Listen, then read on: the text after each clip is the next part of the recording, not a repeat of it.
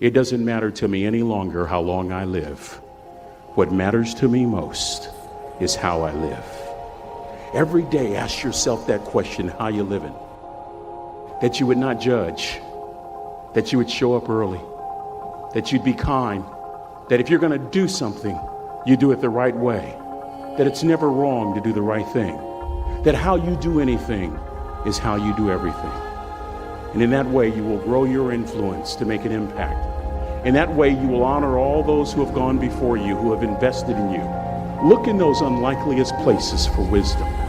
Enhance your life every day by seeking that wisdom and asking yourself every night, how am I living? As Friedrich Nietzsche said, many are stubborn in pursuit of the path they have chosen, few in pursuit of the goal. And that's one of the things that really trips people up. The way of getting there with the destination itself. And I think that people a lot of times throw hate on having a destination, on building towards some big goal, of having some grand thing that they're chasing. But as Einstein said, if you want to live a happy life, tie it to a goal, not to people, not to things. True desire in the heart, whatever it is you want to do, work hard to get it. Don't just aspire to make a living. Aspire to make a difference. That was my mindset. And that's how you get through things. You put yourself, you immerse yourself wherever it is, and you become that. You become that and give yourself no way out. The scariest thing in the world to me, even to this day, was that could have been the rest of my life. I thought then I was trying hard. That's the scariest thing in the world. To absorb, let life touch you. Don't let it kill you, but let it touch you. The experiences you have, the good ones, the bad ones, the highs and the lows. Part of the gift you can give to others is the gift of your experience if you remember it. If it's vivid, if it's powerful, if it's fresh, if it's unique, if it's vital, you can really affect other people with the relating your own experiences, just because you weren't too lazy to live the experience and then reflect on it. Live another week and reflect on it. Take a half a day at the end of the month, reflecting over the month. What were the numbers? Some weren't good, some were good. The books you read, the books you heard about, relating your experiences at the end of the month. At the end of the year, take a weekend. Take some time reflecting.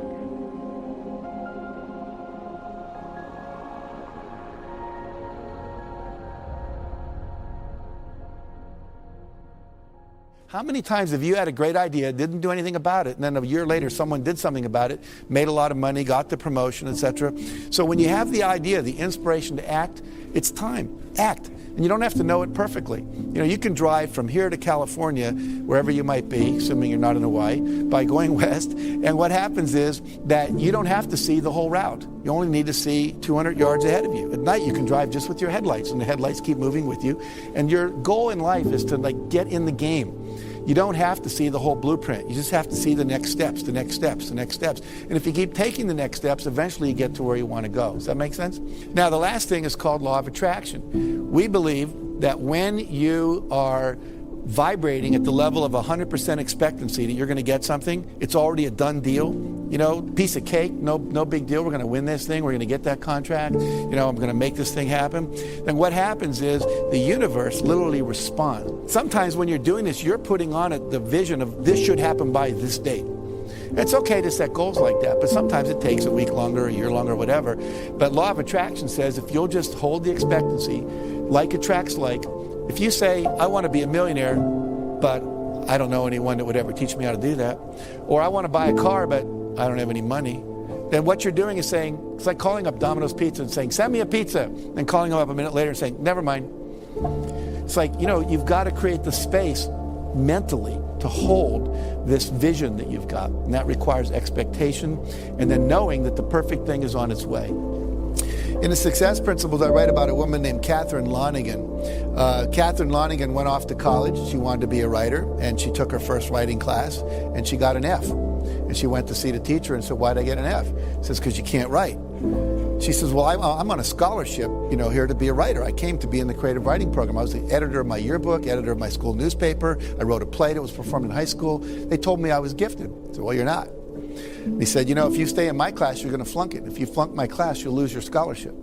And she said, well, what do I do? He said, I'll make a deal with you. If you promise never to write again, just, history papers and stuff, but you're not going to try to be a writer, I'll give you a passing grade, you'll keep your scholarship, change your major.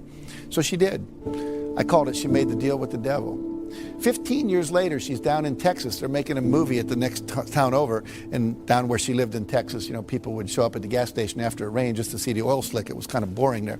So she said, wow, they're making a movie, let's go. So everyone drives over, and everyone's talking to the movie stars. She's talking to the writers, saying, what's going on, what's happening? And why are you interested in us? Why not the movie stars? Well, I always wanted to be a writer. The guy said, BS, if you wanted to be a writer, you would have written. She said, I was told on good authority I couldn't write. He was a Harvard professor visiting our campus that year. He said, that's BS. He said, what I want you to do is go write something, send it to me. I'll tell you if you can write. I do it for a living, I know. So she goes and writes a book, sends it in to him. He sends it to an agent in New York, and they publish it. Her next book was called Romancing the Stone. The book after that, Jewel of the Nile. Both made into movies with Michael Douglas and Catherine Turner. So what's the deal here? 14, 15 years of her talent wasted because she bought someone else's evaluation of her. My friend Terry Cole Whitaker says she wrote a book called What You Think of Me Is None of My Business. Do not let other people's evaluations of you control you, okay? It's just an E. Your response is thank you very much. You keep pursuing your passionate dream, okay? Sacrifice. You get to pick your damn sacrifice. That's all. You don't get to not make one. So you're sacrificial whether you want to be or not. This is the Peter Pan story, roughly speaking. Peter Pan is this magical boy. Pan is the god of everything, roughly speaking, right? And so it's not an accident that he has the name Pan. And he's the boy that won't grow up. And he's magical. Well, that's because children are magical. They can be anything. They're nothing but potential. And Peter Pan doesn't want to give that up. Why? Well, he's got some adults around him, but the main adult is Captain Hook. Well, who the hell wants to grow up to be Captain Hook? First of all, you've got a hook. Second, you're a tyrant. And third, you're chased by the dragon of chaos with a clock in its stomach, right? The crocodile. It's already got a piece of you. Well, that's what happens when you get older. Time has already got a piece of you. And eventually, it's got a taste for you. And eventually, it's going to eat you. And so Hook is so traumatized by that he can't help but be a tyrant. And then Peter Pan looks at traumatized Hook and says, well, no, I'm not sacrificing my childhood for that. So that's fine, except he ends up king of the Lost Boys. In Neverland, well, Neverland doesn't exist, and who the hell wants to be king of the Lost Boys? And he also sacrifices the possibility that he'll have a real relationship with a woman, because that's Wendy, right? And she's kind of conservative, middle-class, London-dwelling girl. She wants to grow up and have kids and have a life. She accepts her mortality. She accepts her maturity. Peter Pan has to content himself with Tinkerbell. She doesn't even exist. She's like the fairy of porn. She doesn't exist. She's the substitute for the real thing. And so, but the dichotomy that you're talking about is very tricky because there's a sacrificial element in maturation, right? You have to sacrifice the pluripotentiality of childhood for the actuality of a frame. And the question is, well, why would you do that? Well, one reason is it happens to you whether you do it or not. You can either choose your damn limitation, or you can let it take you unaware when you're 30, or even worse, when you're 40. And then that is not a happy day.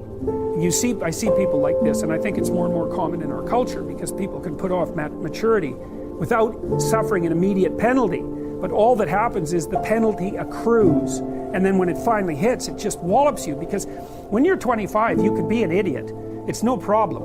Even when you're out in a job search, it's like, well, you don't have any experience and you're kind of clueless. It's, yeah, you're young. It's no problem.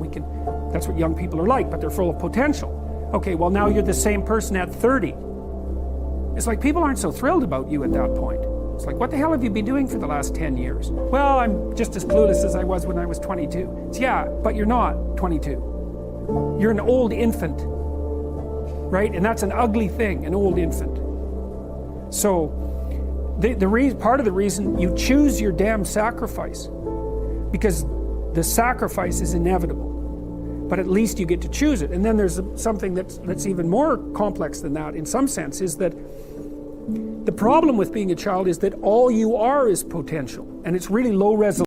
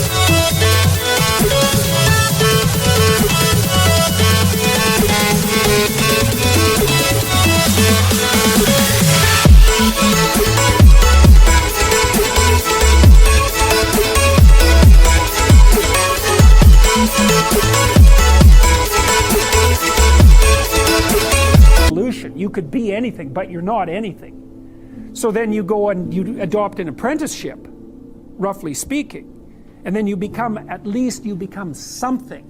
And when you're something, that makes the world open up to you again. You know, like if you're a really good plumber, then you end up being far more than a plumber, right? You end up being a good employer. Not that plumbers, I'm not putting plumbers down. It's like more power to plumbers. They've saved more lives than doctors. So, hygiene, right? So, you know, if you're a really good plumber, well, then you have some employees, you run a business, you train some other people, you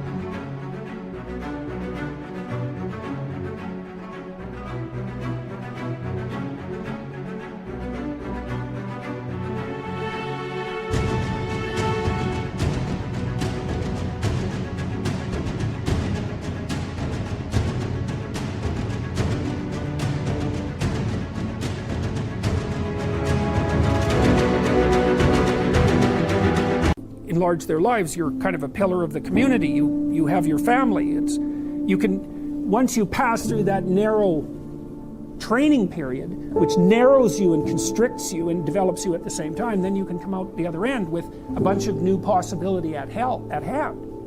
And Jung talked about that. He thought that part of the proper path of development in the last half of life was to rediscover the child that you left behind as you were apprenticing. And so then you get to be something and regain that potential at the same time. Very, very smart. Well, he was very, very smart, so that's very wise thing to know. Sacrifice. You get to pick your damn sacrifice. That's all. You don't get to not make one. You're sacrificial whether you want to be or not. That's a good thing to know as well.